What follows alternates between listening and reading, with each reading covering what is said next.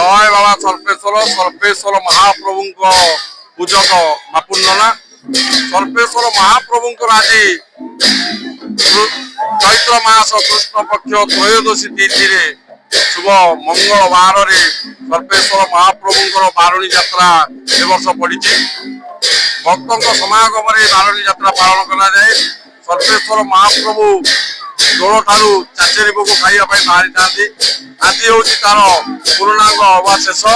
ଏହି ଯାତ୍ରାରେ ସର୍ବେଶ୍ୱର ମହାପ୍ରଭୁ ତାଙ୍କ ଭାଇମାନଙ୍କୁ ସର୍ବେଶ୍ୱର ଧବଳେଶ୍ୱର ମଞ୍ଚେଶ୍ୱର ଗ୍ରାମେଶ୍ୱର ରାମେଶ୍ୱର ମହାପ୍ରଭୁ ସମସ୍ତେ ଏକତ୍ରିତ ହୋଇ ବାବା ଆଜି ତ୍ରିବେଣୀ ନଦୀ ତ୍ରିବେଣୀ ସଙ୍ଗମସ୍ଥଳୀରେ ବାବା ବୁଡ଼ ପକେଇଥାନ୍ତି ଓ ସମସ୍ତ ଭକ୍ତମାନେ ବି ବୁଡ଼ ପକେଇଥାନ୍ତି। এই বুড়ে যে ভক্ত মানে বুড় পকাই থাকে তাঁর শরীর আরোগ্য হুয়ে ও বহুত দুঃখ সুখ সমৃদ্ধি লাভ বি হয়ে সুসন্তানর সন্তান প্রাপ্তি হুয়ে বাবাঙ্কর এই অপুর করুণা। বাবা সর্পেশ্বর মহাপ্রভু হচ্ছেন নৌকশ রাজা।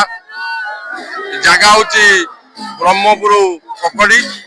এটি বাবাঙ্কর যাত্রা পালন করা যায়। সিদ্ধ নারায়ণেশ্বর মহাপ্রভুঙ্ক পাখে বারুণী যাত্রা পালন করা যায়। এই যাত্রাটি হল বাবা সর্পেশ্বর মহাপ্রভুঙ্কর বারুণী যাত্রা।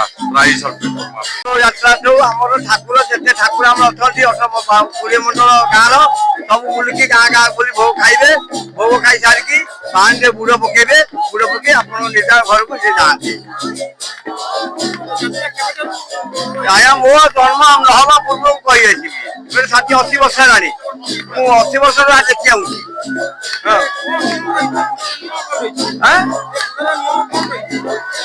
ଠାକୁର ଆସିବ ମୁଁ ଏବେ କହିବି ଠାକୁର ବହୁତ ମହାବାଣୀ ପିଲା ଇଏ। ହଁ ଯାହା ଯିଏ ମାଗିବ ତାକୁ ଇଏ କରିବେ ପୂରଣ ହବ। କିଛି ଅସୁବିଧା ନାହିଁ। ମହାବାଣୀ ଇଏ ନାରାୟଣେଶ୍ୱର ଗଣ୍ଡ ମହାଗଣ୍ଡ ଇଏ ଏବେ ବହୁତ ବଡ ଥିଲା। ସ୍ନାନ ଯାତ୍ରା ମହାପ୍ରଭୁ ସର୍ପେଶ୍ୱରଙ୍କ ଯାତ୍ରା ପ୍ରତିବର୍ଷ ପଡେ ଆଉ ଅତି ଆନନ୍ଦର ସହିତ ହଜାର ହଜାର ଭକ୍ତଙ୍କ ସମ୍ମୁଖରେ এই ଯାତ୍ରା ଅନୁଷ୍ଠିତ ହୁଏ ଆଉ ବହୁତ ଆନନ୍ଦର ଯାତ୍ରା। এই ଯାତ୍ରା ବର୍ଷକୁ ଥରେ ଆମେ କଟକରୁ ଆସୁ ସୁଦୂର କଟକରୁ ଆସୁଛୁ ଆଉ ଏହାକୁ ଉପଭୋଗ କରିକି ଯାଉଛୁ। ଜୟ ବାବା ସର୍ପେଶ୍ୱର ମହାଦେବ ନମଃ। ये बारुणी स्नान महाबारुणी स्नान प्रभु सर्पेश्वर बारुणी स्नान सर्पेश्वर बाबा यही बारुणी स्नान पीठटे को आसिक ब्रह्मपुर ग्राम से सब ठाकुर को धरिकी स्नान करती। ए वर्ष 75 वर्ष पर अलभ्य स्नान आसी। स्नान जो मैंने स्नान करती अपुत्रिक पुत्रवती हुए बहु नाना भी अभिष्ट पूरण हुए मानसिक पूरण करती। गंगा सिंधु सरस्वती जमुना गोदावरी नर्मदा कावेरी सरस्वती महेंद्र तनया चरमावती रेणुका शिप्रा वेदमती महासुर नदी चित्रकला गंडुकी पुण्या पुण्य जला समुद्र सहिता गुरुबंधु दे मंगलम। आमर प्रतिवर्ष फाल्गुन मासरे प्रभु बाहर को भोग खाया आसती। जमी जगन्नाथ महाप्रभु पतित मान दर्शन करने की बड़दाण्ड पदार्पित होती। से प्रभु दोल गोविंद चापे चापे मधुसूदन दोले दोल गोविंद रथे वामन दुष्पां पुनर्जन्म न विद्यते। महाप्रभु चंद्रशेखर दोल गोविंद आसिकी समस्त भक्त मान द्वार मुखे भोग खाई। बारुणी स्नान मधु मासरे आम चैत्र मास कृष्ण पक्ष त्रयोदशी तिथि भुक्त त्रयोदशी भुक्त बारुणी स्नान हुए। यही बारुणी स्नान यदि मंगलवार एवं शनिवार शतभिषा नक्षत्र भोग हुए महाबारुणी स्नान कहुए। यही बारुणी स्नान करी महाप्रभु स्नान करी समस्त भक्त मान पतितर उद्धार करने सहित स्नान कर सारापर निज मंदिर प्रवेश करती। यह पवित्र महत्व प्रभुଙ୍କର। एमती लगुच कहले भगवान जिते जहाँ कहले भी कथा सरबनी किंतु बहुत शांति लगुच। एत श्रद्धालु मानक देखिए बहुत खुशी लगुच। आमर ठाकुर पाखे एति विनय अनुरोध सब श्रद्धालु मानकर इच्छा पूरण करतु देह मन आत्मा को पवित्र कर जुग जुग सुख शांति रखतु। यह मो भगवान पाखे प्रार्थना। महात्मा गोटे माने आपण जहाँ मानसिक कर बारुणी बुड़ाटा पकई था निश्चिंत मानसिकता पूरण हुए। यह निराट सत्य। ना से मनीष मैंने केवे भी एटिक आसी न कारण भगवान को टाणी आनती। कारण मनस्कामना पूरण हो जाए से ऑटोमेटिक टाणी होकर आसती। यह निराट सत्य। प्रत्येक भगवान को देखा गले समस्त आम अनुसरण कर ସବୁ ଭଗବାନ ଆମର ଦୁଃଖ ବୁଝନ୍ତି, ଆମ ଦୁଃଖ କଷ୍ଟ ସବୁ କିଛି କହିଲେ ସେ ଆମର ପିତା ମାତା ଭାଇ ବନ୍ଧୁ ସବୁ କିଛି। ଆମେ ଖାଲି ମଣିଷ ନିମିଷ ମାତ୍ର, ସବୁ କିଛି ଆମର ଭଗବାନ।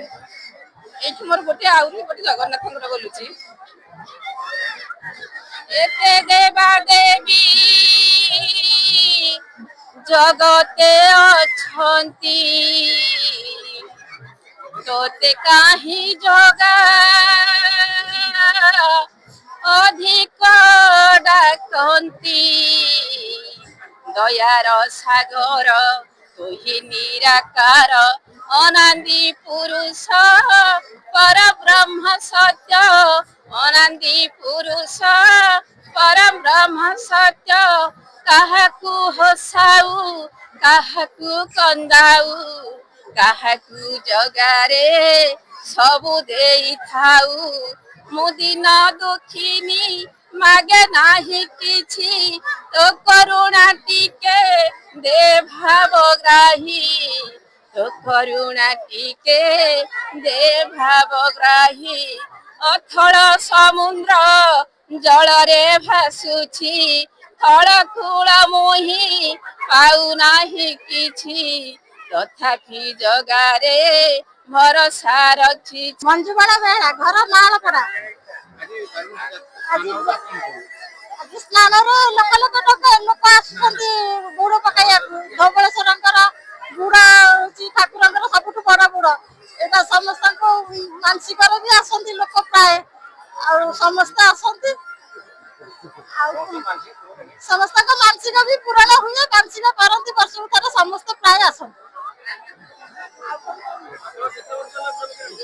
ଆମେ 30 ବର୍ଷ ହେଲା ବୁଡ ପକେଇ ଆସୁ।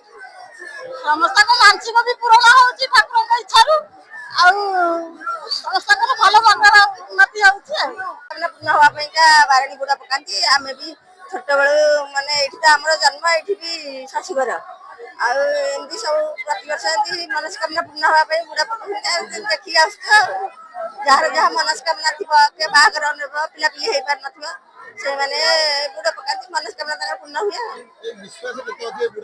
ହଁ, ଲୋକମାନଙ୍କର ବହୁତ ବିଶ୍ୱାସ ଅଛି।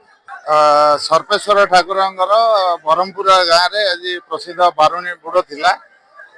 ତାକୁ ନଜର ରଖିକିରି ଆମ ପୋଲିସ ପ୍ରଶାସନ ତରଫରୁ ବ୍ୟାପକ ପୋଲିସ ଆୟୋଜନ କରାଯାଇଥିଲା। ପୋଲିସ ଅଫିସର ମାନେ ମୁତୟନ ଥିଲେ, ତା ସାଙ୍ଗରେ ଆମର ଓଡ୍ରାଫ ଟିମ୍ ଆଉ ଫାୟାର ଟିମ୍କୁ ରିକ୍ୱେସନ୍ କରାଯାଇଥିଲା।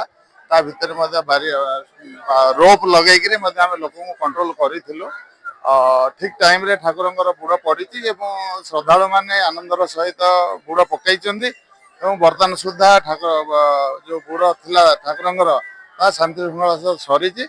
ଆଉ ଆମେ ଯେଉଁମାନେ ରହିଯାଇଛନ୍ତି ବର୍ତ୍ତମାନ ଅନୁରୋଧ କରୁଛୁ, ଇଏ ଯୁଗ ଯୁଗର ଇଏ ଆମର ପରମ୍ପରା, ପ୍ରଭୁଙ୍କର ଆଶୀର୍ବାଦରୁ ଏଠି ଦୀର୍ଘ ଦିନ ଧରି ଆମ ପୂର୍ବପୁରୁଷ ମାନେ ବାବା ଧବଳେଶ୍ୱର, ବାବା ସର୍ପେଶ୍ୱରଙ୍କର ଏଇ ଯାତ୍ରା, ବାରୁଣୀ ଯାତ୍ରା ଆମର ଦୋଳ ପୂର୍ଣ୍ଣିମା ଠାରୁ ଆରମ୍ଭ ହେଇ ଯେତେବେଳେ ଠାକୁର ବିମାନ ମାନେ ଘରେ ଘରେ ଯାଇ ଠାକୁର ଭୋଗ ଖାଆନ୍ତି, ତାପରେ ଯେତେବେଳେ ମନ୍ଦିର ପ୍ରବେଶ କରିବାର କଥା ଆସେ, ସେତେବେଳେ ପ୍ରଭୁଙ୍କର ଏଇ ବାରୁଣୀ ଯାତ୍ରା ହୁଏ।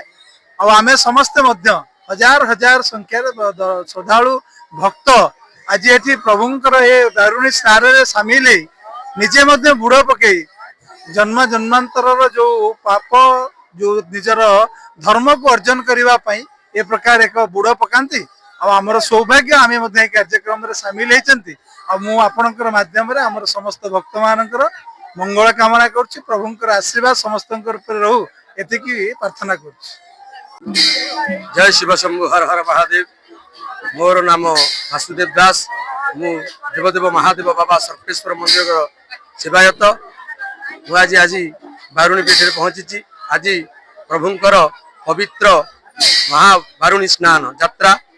ଆଜି ପ୍ରଭୁଙ୍କର ଅମୃତ ବେଳା ଥିଲା 9ଟାରୁ 9:23 ମଧ୍ୟରେ ପ୍ରଭୁଙ୍କର ସମୟ ଅନୁମତି ପ୍ରଭୁଙ୍କର ବୁଡ଼ ସମାପ୍ତ ସରିଛି। ଏବେ ଦେବଦେବ ଅକରମ କର୍ମଦାୟକ ବାବା ସର୍ପେଶ୍ୱର ଭ୍ରାତା ଧବଳେଶ୍ୱରଙ୍କ ସହିତ ଅନ୍ୟାନ୍ୟ ଦେବତାମାନେ ଦୋଳ ମଣ୍ଡପରେ ବିରାଜମାନ କରିସାରିଛନ୍ତି।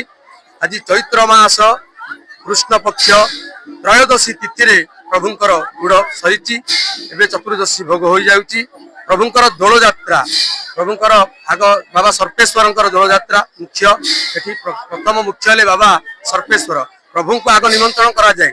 ତାପରେ ଅଖଡି ଠାରେ ପ୍ରଭୁଙ୍କର ଧବଳେଶ୍ୱରଙ୍କ ସହିତ ହରିହରାତ୍ମକ ମିଳନ ହୁଏ। ସେଠି ମହାମିଳନ ସାରି ବ୍ରହ୍ମପୁର ଗ୍ରାମରେ ପ୍ରଭୁ ଚାଚେରୀ ଭୋଗ ଖାଇସାରି ପୁଣି ଯାଆନ୍ତି ସର୍ପେଶ୍ୱରଠୁ ଅନନ୍ତପୁର, ବ୍ରହ୍ମପୁର, ନୂଆ ଶାସନ ଅନ୍ୟାନ୍ୟ ସମସ୍ତ ଗ୍ରାମରେ ପ୍ରଭୁଙ୍କର ଚାଚେରୀ ଭୋଗ ସରି ଠିକ ଅମୃତ ବେଳା ସମୟ ଠିକ ଭୋରୁ ପ୍ରଭୁ ଆସି ବାରୁଣୀ ଠାରେ ବିରାଜମାନ କରନ୍ତି। ଅତି ଅପୂର୍ବ ଦୃଶ୍ୟ। ସମସ୍ତ ଭକ୍ତ ମାନଙ୍କର ସମସ୍ତ ମାନସିକ ପୂରଣ ହୋଇଥାଏ। ଯିଏ ବି ଯାହା ମାନସିକ କରି ଆସିଥାଏ ଭକ୍ତମାନେ କର୍ମଦାୟକ ଅଷ୍ଟଶମ୍ଭୁ ମହାପ୍ରଭୁ ତାଙ୍କର ମନସ୍କାମନା ପୂରଣ କରନ୍ତି। ପ୍ରଭୁ ବାରୁଣୀ ପୀଠେ ପ୍ରଭୁ ଗ୍ରାମେଶ୍ୱରଙ୍କ ପୀଠେ ଅଷ୍ଟଶମ୍ଭୁ ମହାମିଳନ ହୁଏ।